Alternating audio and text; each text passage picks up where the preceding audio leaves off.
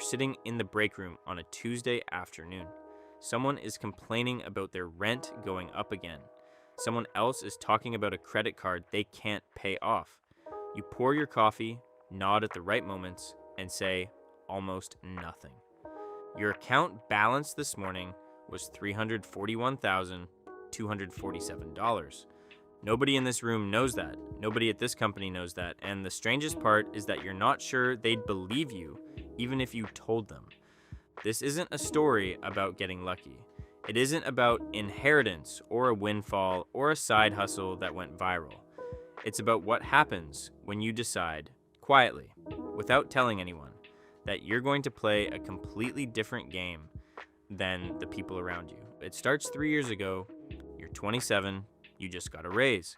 $4,200 more per year, which works out to about $280 extra per month after tax. You're sitting in your car in the parking lot of the office, looking at the notification on your phone. And for about 30 seconds, you feel genuinely happy. Then your brain starts doing what brains always do. It starts spending the money before you have it. A nicer apartment, a weekend trip you've been putting off. Maybe finally replacing the car that's been making that sound, but something stops you. You've heard this story before, not your story, but someone else's. A coworker who got a raise 2 years ago and somehow still lives paycheck to paycheck. A friend from college who makes more than you and has less to show for it every year. And you realize something sitting in that parking lot that most people never figure out.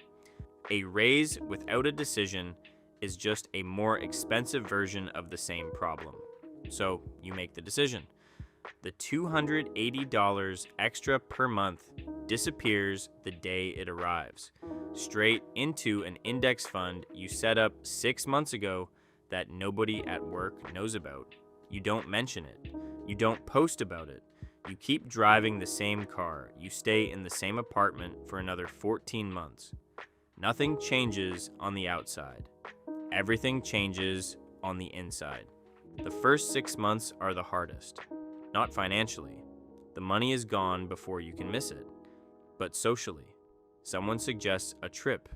You say you can't make it work this time. Someone is buying a new car and wants you to come look at it with them. You go, you admire it, you feel almost nothing about not having one.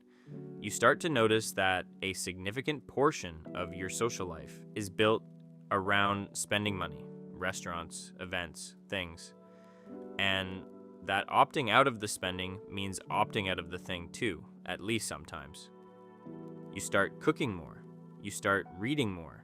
You start paying attention to things you used to scroll past. It is March of the following year, 8 months in. You log into your account on a Sunday morning and the balance is $11,340. You made yourself a cup of coffee and you just looked at it for a while. Not because it's a lot, it isn't, but because 6 months ago it was $800 and a lot of anxiety, and now it has a shape. It has weight. It feels like something that belongs to you in a way that a purchase never does. You increase the contribution. Not dramatically. You're not living on rice, but you find $90 more per month that you weren't using intentionally. A subscription you forgot about. A habit you replaced. It goes in. You don't touch it. Time passes the way it does when you're building something quietly. Weeks that feel like nothing individually, but add up to months, then a year, then more. You get another raise. You put 70% of it away. You get a small bonus. You put all of it away. You start learning, not from a course, not from a guru, from reading and paying attention and making small adjustments, about how money actually compounds over time. And for the first time, the math doesn't feel abstract. It feels like something happening to you right now, whether you notice it or not. You notice it. It's 18 months in, and your account crosses $40,000. You are 28 years old, and you have $40,000 that no one at your job knows about. You go to work the next day, and someone is talking about how they're thinking about taking out a personal loan for a vacation. You listen. You say nothing. The silence becomes comfortable. Then it becomes a discipline. Then it becomes part of who you are. You move apartments, not to something nicer, but to something cheaper and closer to work. You put the difference away. You start tracking not just what you save, but what you earn on what you've already saved. And 1 month, you make more from returns than you spent on groceries. It is a small thing. It is not a small thing. 2 years in, the balance crosses $100,000. You are sitting at your desk at work when you check. Someone walks by and asks if you're okay because apparently you have a strange expression on your face. You tell them you're fine. You're fine. You go to lunch with a group of coworkers that afternoon. The conversation is about money the way it always is. Someone's car payment, someone's student loan, someone's plan to figure it out someday. You eat your food. You contribute to the conversation in the ways you always do.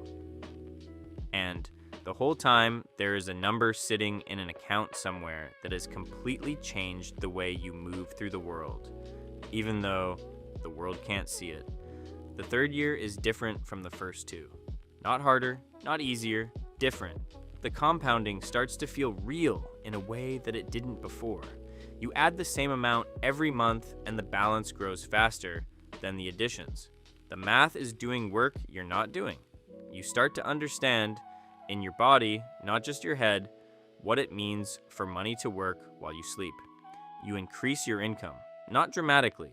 A skill you built, a role you moved into, $3,000 more per year. It goes in.